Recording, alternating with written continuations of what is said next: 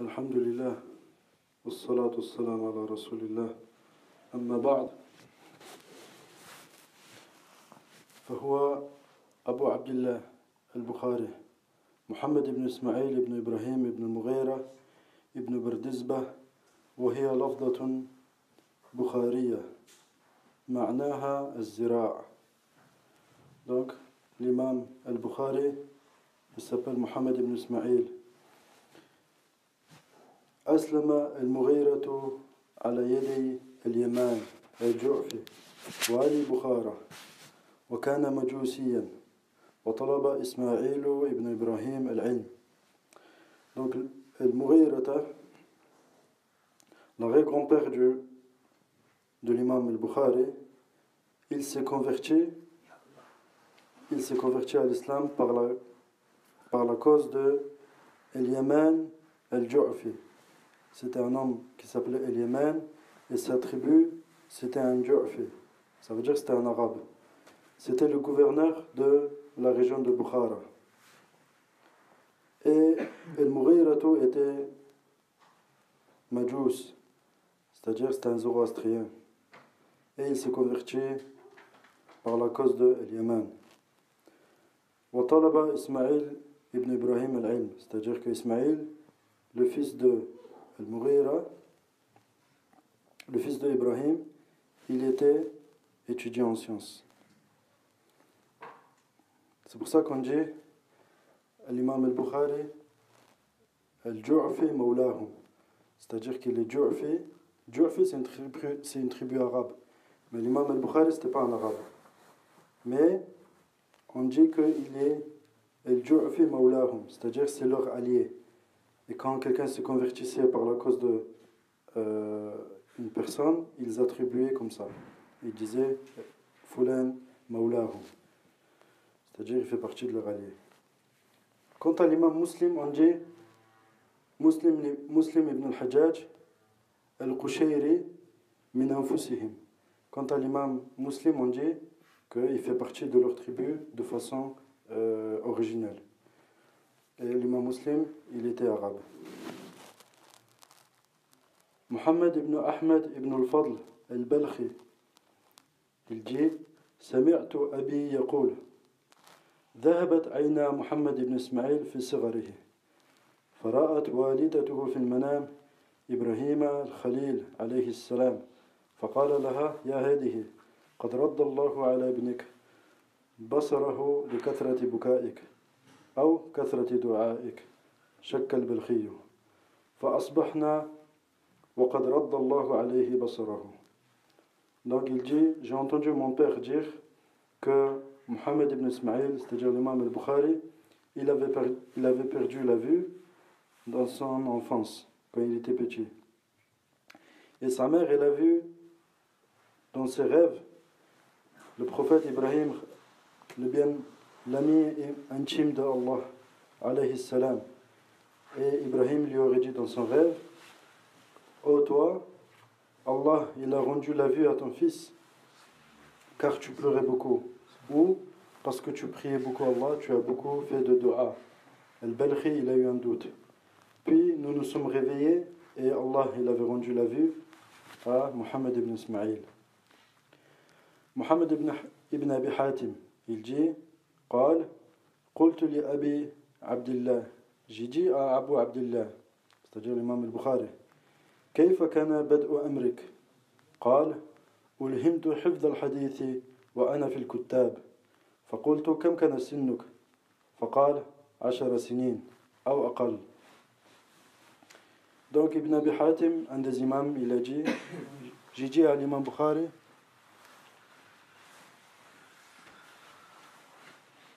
comment ton affaire elle a commencé? Comment ton histoire elle a commencé? Il a dit, j'ai eu l'illumination, c'est-à-dire j'ai été illuminé, j'ai été guidé par Allah vers la mémorisation du hadith alors que j'étais dans les Kuttab. Le Kuttab, c'est connu, c'est l'école des petits, ça représente l'école primaire chez les Arabes. Il a dit, j'ai eu l'illumination de la mémorisation du hadith alors que j'étais dans les Kuttab. Alors je lui ai dit, quel âge avais-tu? Il a dit, j'avais 10 ans. Ou un peu moins. ثم خرجت من الكتاب بعد العشر فجعلت أختلف إلى الداخل وغيره فقال يوما فيما كان يقرأ للناس سفيان عن أبي الزبير عن إبراهيم فقلت له إن أبا الزبير لم يروي عن إبراهيم فانتهرني فقلت له ارجع إلى الأصل. Puis je suis sorti de l'école primaire après 10 ans et j'ai commencé à fréquenter Al-Dakhili. Al-Dakhili, Allah alam, c'est un professeur et autre parmi les rapporteurs de hadith. Puis un jour, dans le hadith qu'il était en train de rapporter, il a dit aux gens, Sufyan, il rapporte de Abu Zubayr qui rapporte de Ibrahim. Alors je lui ai dit, Abu Zubayr n'a pas rapporté de Ibrahim. Alors l'homme, il m'a réprimandé, il m'a grondé. Il lui a dit, alors va vérifier dans tes livres. Va vérifier dans tes livres. فدخل فنظر فيه ثم خرج فقال لي كيف هو يا غلام قلت هو الزبير بن عدي عن إبراهيم فأخذ القلم مني وأحكم كتابه وقال صدقت. Alors l'homme il est parti vérifier ses livres puis il est ressorti.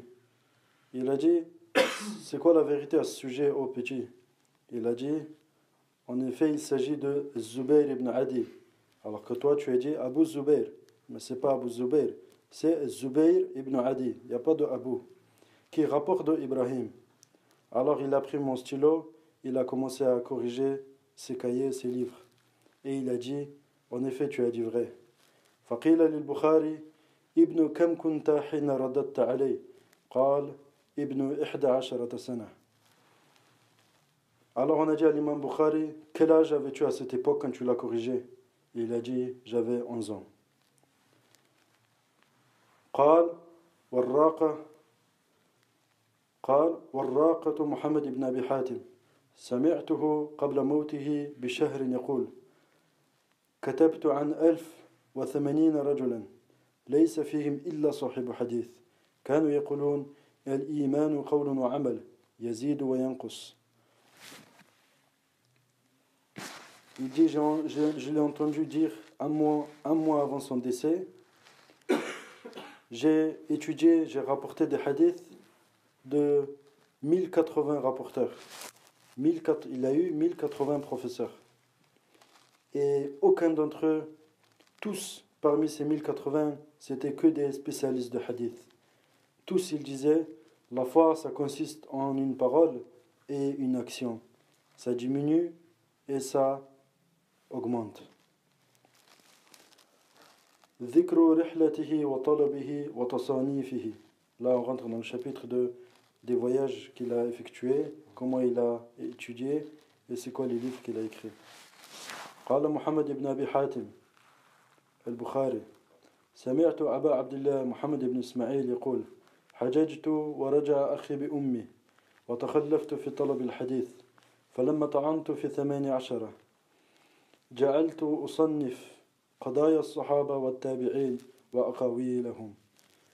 Donc cet homme il dit qu'il a entendu l'imam al-Bukhari dire j'ai effectué le pèlerinage et ma mère et mon frère sont revenus et moi je suis resté afin de étudier le hadith.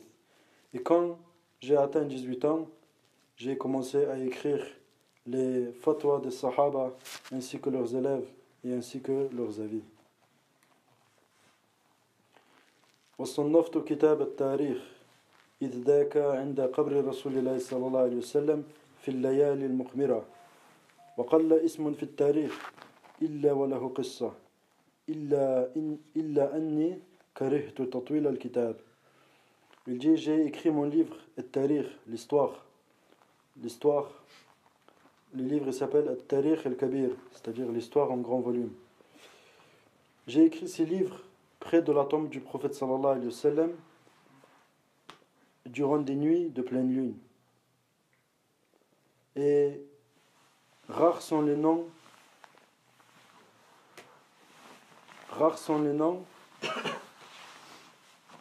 qui n'ont pas une histoire, sauf que j'ai pas voulu rendre mon livre long. En gros, l'imam al-Bukhari, là, il dit que la plupart des rapporteurs de hadith, il les connaît, mais dans son livre, il n'a pas tout mis, car il n'a pas voulu que le livre soit trop long.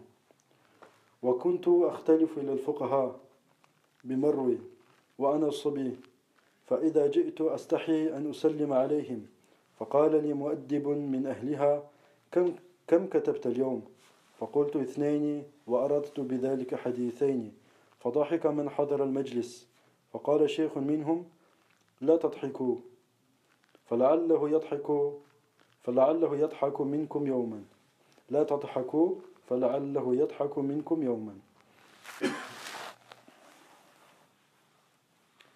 Il dit, j'ai commencé à fréquenter les fuqaha, les spécialistes du fiqh, dans la région de Marwa, alors que j'étais petit. Donc quand j'arrivais, j'avais honte de saluer les gens. Alors l'éducateur parmi ces gens, il m'a dit, combien de hadiths as-tu écrit? Alors j'ai dit 2, c'est-à-dire 2 hadiths. Alors ceux qui étaient là, ils ont commencé à rire, ils ont ricané.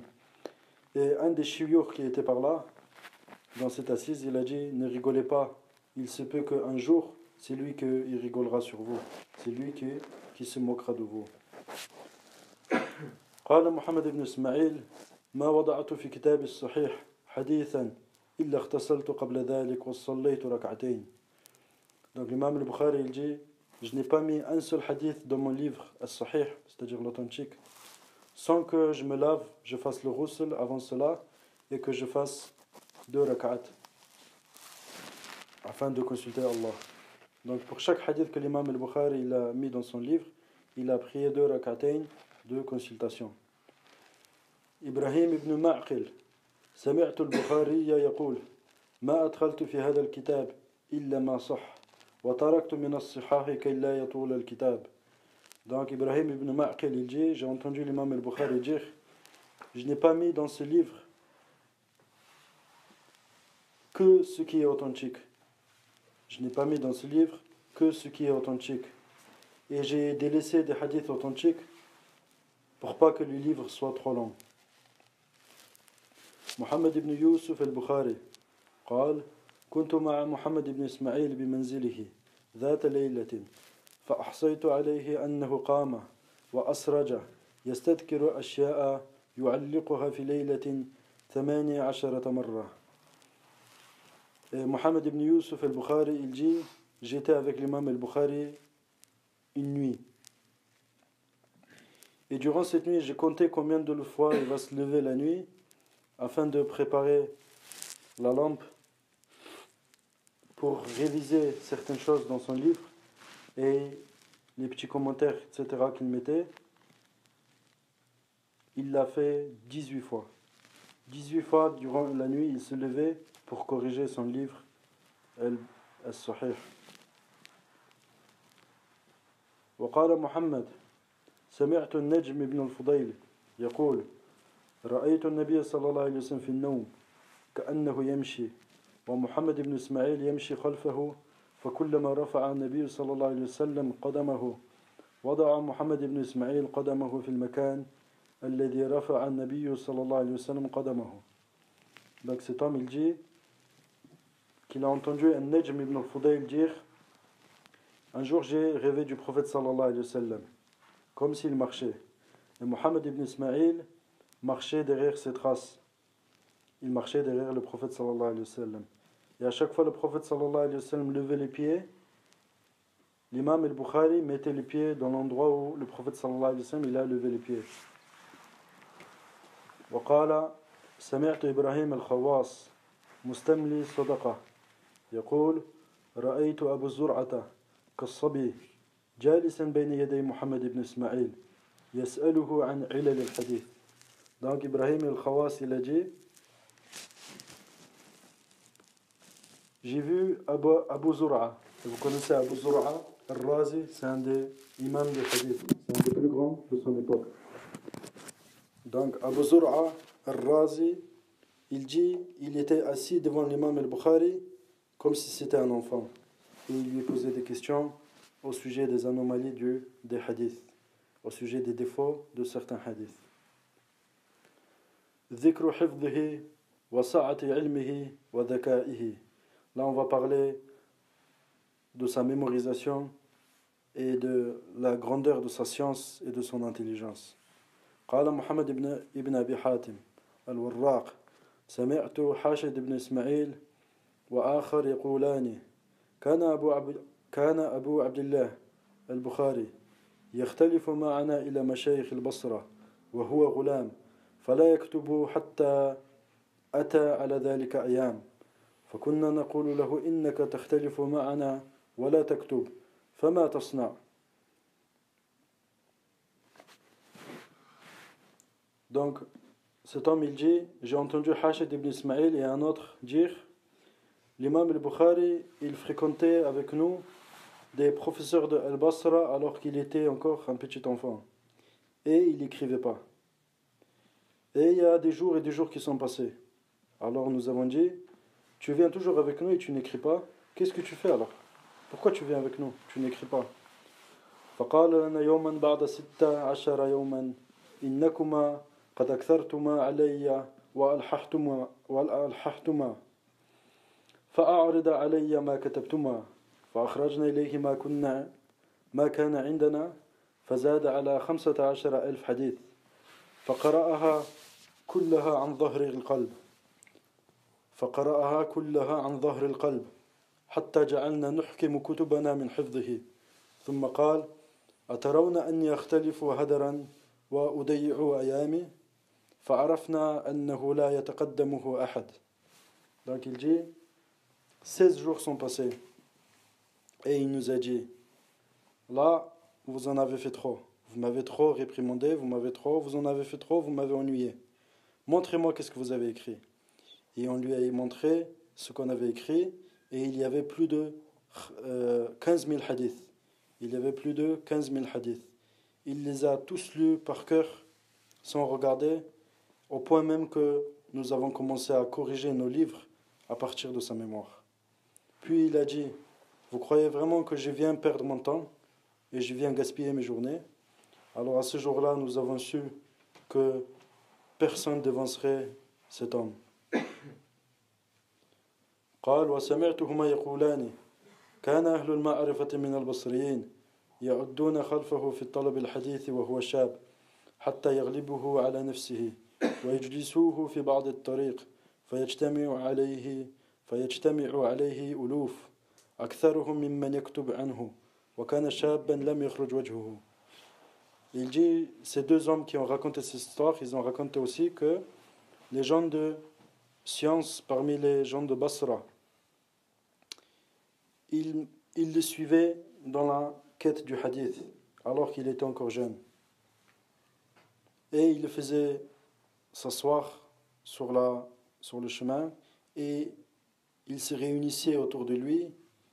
Ils étaient des milliers, c'est-à-dire ils étaient des milliers autour de l'imam al-Bukhari à prendre de lui et écrire de lui les hadiths. Il était encore jeune et il n'avait même pas la barbe qui avait encore poussé. قال أبو أحمد عبد الله بن عدي الحافظ سمعت عدة مشايخ يحكون أن محمد بن إسماعيل البخاري قدم بغداد فسمع به أصحاب الحديث فاجتمعوا وعمدوا إلى 100 حديث فقلبوا متونها وأسانيدها وجعلوا متن هذا لإسناد هذا وإسناد هذا لمتن هذا ودفعوا إلى كل واحد 10 أحاديث ليلقوها على البخاري في المجلس فاجتمع الناس وانتدب أحدهم فسأل البخاري عن حديث من عشرته. Donc ça c'est une histoire qui est connue dans les livres de hadith. Donc Abdullah ibn Adi, le grand mémorisateur, il dit, j'ai entendu plusieurs mashayikh raconter cette histoire, que Ismaïl al-Bukhari il est arrivé un jour à Bagdad et les gens du hadith ils ont entendu parler de la venue de l'imam al-Bukhari. Alors ils se sont réunis autour de lui et ils ont ramené 100 hadiths qu'ils ont distribués sur 10 rapporteurs, sur 10 personnes. Ils ont changé les textes du hadith avec le isnad. Le isnad, c'est, par exemple, un tel, il rapporte de son professeur, qui rapporte de son professeur, jusqu'au sahabi, jusqu'au prophète sallallahu alayhi wa sallam. Donc, dans la chaîne de transmission, il y avait plusieurs noms. Donc, chaque hadith, il a une chaîne de transmission, par exemple, et ils ont inversé les hadiths avec les chaînes de transmission, avec les noms des rapporteurs. Et ils ont commencé à les réciter sur l'imam al-Bukhari afin de le examiner.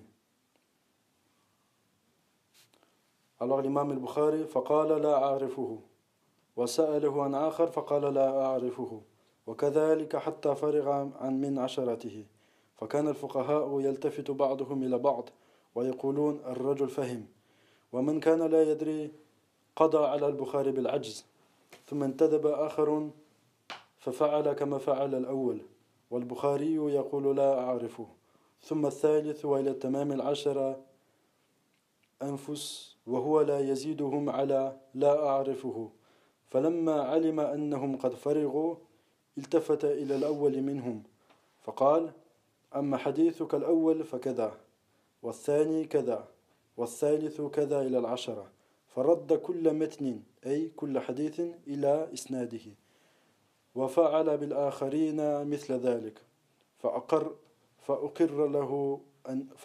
له الناس بالحفظ وكان ابن ساعد إذا ذكره يقول الكبش النطاح. Donc il dit, à chaque fois qu'il lui rapportait le hadith fabriqué avec la chaîne de transmission de l'autre hadith, l'imam al-Bukhari il disait celui-là je ne le connais pas, celui-là je ne le connais pas, jusqu'à ce que la personne il a fini les 10 hadiths. Alors à ce moment-là, les fuqaha, les savants, ils se regardaient les uns les autres et ils disaient l'homme il a compris. Et les ignorants, ils croyaient que l'imam al-Bukhari, en fait, c'était un ignorant. Ils ont cru que l'imam al-Bukhari, en fait, il connaît rien. Mais les fuqaha, les spécialistes, ils ont compris que l'imam al-Bukhari, il a compris leur jeu. Jusqu'au dernier. Et l'imam al-Bukhari, jusqu'au dernier, il disait je ne connais pas, je ne connais pas.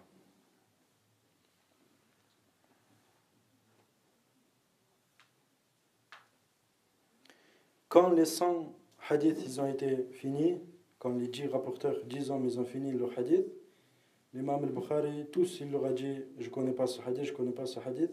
Puis il a regardé le premier et il a dit quant à ton premier hadith, alors sa chaîne de transmission, ce n'est pas celui-là que tu as cité, mais c'est plutôt celui-là. Il a fait pareil avec le deuxième, il a fait pareil avec le troisième jusqu'au 10e. Et il a corrigé et il a remis le hadith dans chaque isnad, dans chaque chaîne de transmission. Et il a fait pareil jusqu'au 100e hadith. Alors à ce moment-là, les gens ils ont attesté que c'est un imam de la mémorisation.